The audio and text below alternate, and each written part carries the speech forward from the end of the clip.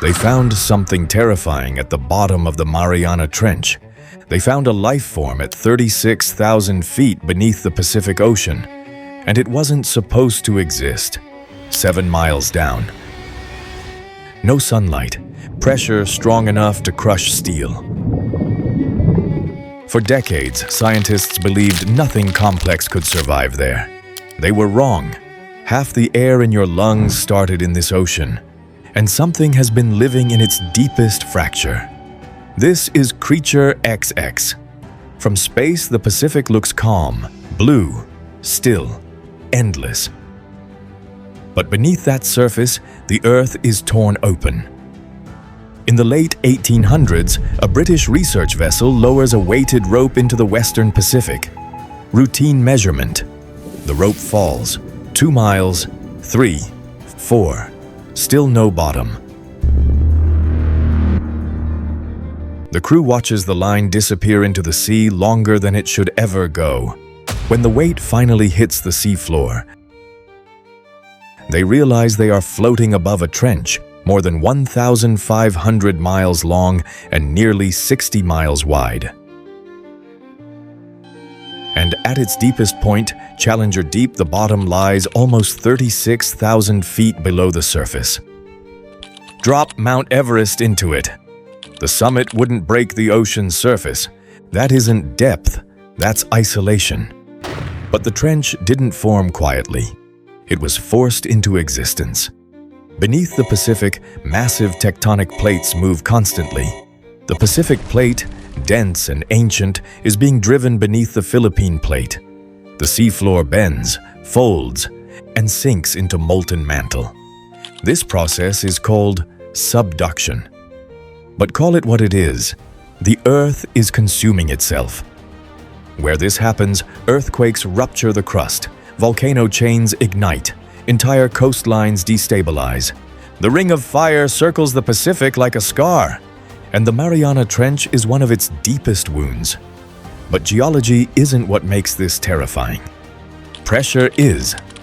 At just a few thousand feet below the surface, pressure already exceeds what you feel right now by hundreds of times. At 36,000 feet, it exceeds surface pressure by more than 1,000 times. Imagine the weight of an elephant pressing down on a postage stamp. That's the kind of force applied to every square inch. It doesn't push down. It pushes inward, from every direction at once. If you were unprotected at that depth, you wouldn't simply drown. You would compress, instantly. In 1960, the bathyscaphe Trieste descends into this darkness. You are inside it, 7 miles of water above you. No sunlight, no horizon. At around 30,000 feet, the hull cracks. The sound is sharp. Metal fractures. You hear it echo through the chamber. The ocean is trying to get in. They don't turn back. They continue descending. They reach the bottom. And then something strange happens. Almost no one returns for nearly 50 years. During that same period, humans walk on the moon, send missions to Mars, study comets millions of miles away. We understand the distant space better than we understand the deepest place on our own planet. If you think that's unsettling, we haven't even reached the most disturbing part yet. Because pressure wasn't the strangest thing down there. Life was. At the surface, phytoplankton drift in sunlight, producing nearly half of Earth's oxygen. Half the air you breathe begins here. But descend a few hundred feet. Light weakens. You enter the twilight zone. And when sunlight fades, something extraordinary happens. Life begins producing its own light. Bioluminescence, flashes in darkness, signals for hunting, camouflage against predators, communication in silence. Small fish shimmer like sparks, squid pulse electric blue.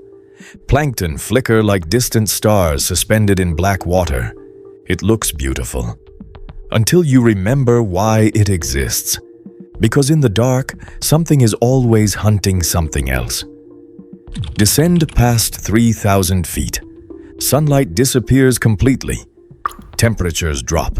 Darkness becomes absolute. Bodies change. Enormous eyes to capture faint glows. Transparent skin. Needle-like teeth. Eel-shaped predators with trap-like jaws. Anglerfish dangling glowing bait in front of their mouths. And giant squid, some stretching the length of a yellow school bus, glide silently through water that has never known daylight. Every foot deeper strips life of advantage. Light vanishes, warmth fades, movement slows, but adaptation continues. Then you pass 20,000 feet, then 30,000 feet.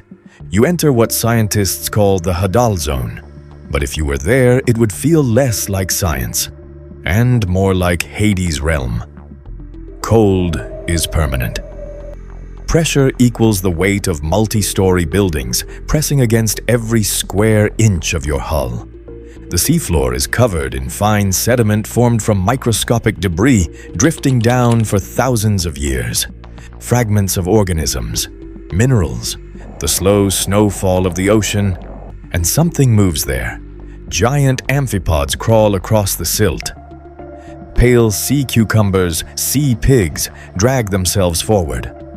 Fragile shrimp and boneless worms navigate this compressed world. Some of the deepest fish ever observed appear almost gelatinous, soft, barely structured, as if bones are unnecessary at 36,000 feet. And then comes the pattern interrupt. Xenophyophores, single-celled organisms, the size of a soccer ball. One cell, that large. Under normal biological conditions, that scale shouldn't exist. But at 7 miles down, normal rules bend. And recently, scientists documented something even more unsettling. A new species, discovered at depths where complex life was once considered impossible. Not a stray from above, not a temporary visitor. Its structure shows long-term evolution under crushing pressure and total darkness. It belongs there, which means this isn't a temporary intrusion from the surface. It isn't an accident of drifting currents. It is the result of generations, perhaps millions of years of evolution under conditions once thought biologically impossible. For decades, the trench was described as lifeless, too cold, too dark, too compressed. But this organism does more than survive. It thrives. Its structure reflects adaptation specifically to these extreme depths, not escape from them. Which means the Hadal Zone is not empty. It is not a graveyard. It is an ecosystem. And ecosystems scale. If small organisms can evolve here, if a single cell can reach the size of a soccer ball, if complex species can develop under pressure strong enough to crush steel, what forms of life might exist beyond the narrow beam of our cameras? Because somewhere in that darkness, long before we sent machines, something had already adapted. The Mariana Trench remains less explored than the surface of the Moon. We have mapped Mars in greater detail than parts of our own ocean floor. Satellites scan cities, storms, continents. But 7 miles beneath the Pacific? Vast regions remain unseen. No permanent human presence, no continuous monitoring. Just brief descents into crushing darkness, followed by years of silence. No signals, no movement, nothing recorded. The abyss doesn't give answers, it absorbs them. Larger organisms, slower ones, rarer species. They may never have crossed the narrow field of view of our instruments. And in a place where pressure reshapes biology itself, possibility expands. Discoveries here could rewrite biology, medicine, geology, even our understanding of what life truly is. Because when something thrives where nothing should, it forces you to consider something unsettling. Maybe the trench isn't just deep, maybe it's still undiscovered. The deepest place on Earth is not empty. It never was. And if something has learned to live at 36,000 feet, under pressure strong enough to crush steel, if we dropped a camera even deeper into that sediment tonight, would it notice us first? Or would we only realize it was there after it started moving? Tell me what you believe is waiting in that silt. Subscribe and we'll descend deeper.